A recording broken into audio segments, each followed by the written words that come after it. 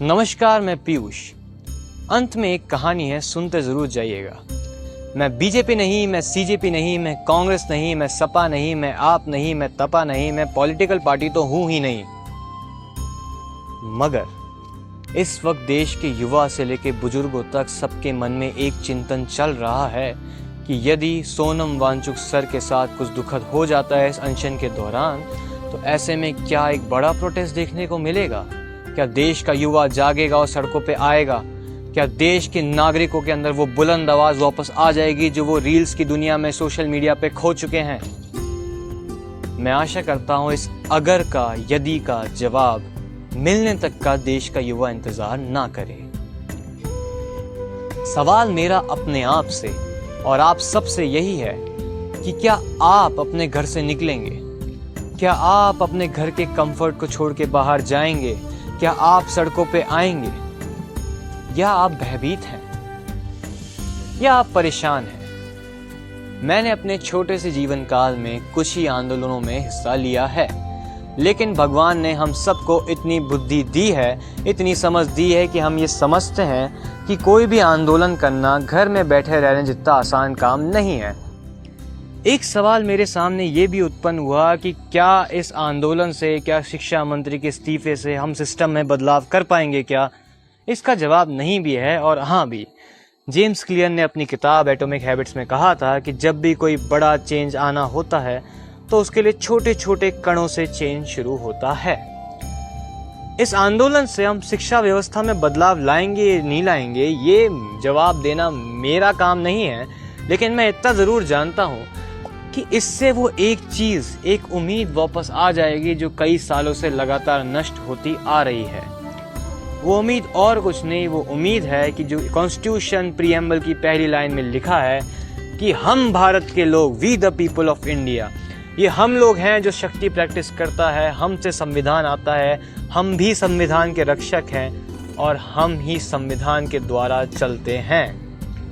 ये शक्ति हमसे है, ये शक्ति संविधान से है। और इसके अंदर एक शब्द है अकाउंटेबिलिटी। सरकार की अकाउंटेबिलिटी, धरातल पे काम करने से कुछ बदलाव होता है। ये उम्मीद जो लगातार नष्ट होती आ रही है, ये उम्मीद दोबारा से जन्म लेगी, इसके अंदर एक नई लहर देखने को मिलेगी। और ये भी हमें समझ में आएगा कि हमारी समस्याओं का समाधान हो सकता है। हम हिम्मत नहीं हारेंगे। ये आंदोलन कुछ दे के जाए ना जाए, मेरे नज़रिए से ये उम्मीद ज़रूर दे के जाएगा। माना मैं रील के माध्यम से आप सब तक ये बात पहुंचा रहा हूं, लेकिन कहीं ना कहीं मैं उन्हीं व्यक्तियों में से एक हूं जो ये मानते हैं कि इस रील कल्चर ने, इस रील की दुनिया ने कहीं ना कहीं धरातल पे आने वाली स्थितियों को, नज़रियों को पूरी तरह से बदल दिया है। दुनिया के सबसे सीरियस मुद्दों को भी मजाक बना दिया है, जो कि कहीं ना कहीं उचित नहीं है बदलाव के नज़रिए से। मुझे देश के युवा पे विश्वास है। मैं देश के युवा को जानता हूँ, वो जागरूक तो है, लेकिन कहीं ना कहीं वो परेशान भी है। वो जानता है कि उसका भविष्य खतरे में है, वो अलग अलग परेशानियों से जूझ रहा है, वो कुछ करना चाहता है, लेकिन कहीं ना कहीं बेबस भी है।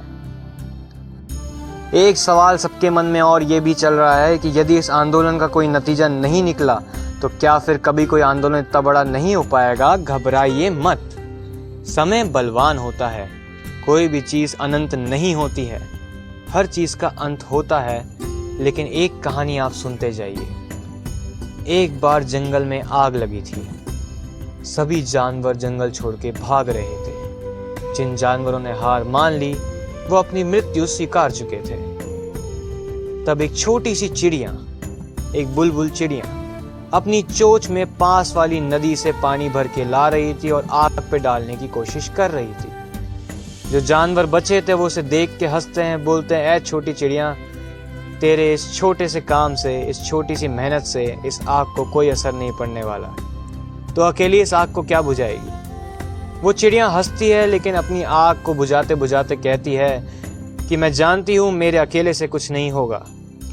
मैं जानती हूँ ये आग मेरे आगे बहुत ही विशालकाय है, लेकिन मैं ये भी जानती हूँ कि आग एक दिन खत्म होएगी, निश्चित ही खत्म होएगी।